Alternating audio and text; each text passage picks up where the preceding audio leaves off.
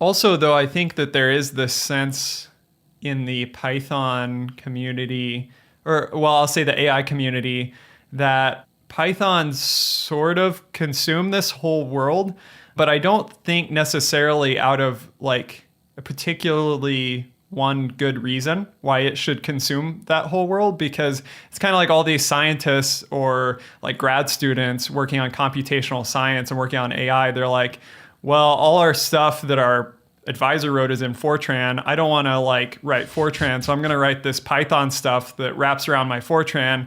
And then like people just start writing Python a lot because it's like pretty easy to get into, and they do all their scripting in that, and eventually like the science world just sort of started latching into Python and building things there. I don't think it's necessarily like the best tools for AI will be built using Python. Actually, I think like a lot of my frustrations in life are because of, working in Python. And I'm not trying to bash that because it's also great, like you're saying. I think there is an opportunity for both sides of things, I guess is what I'm getting at.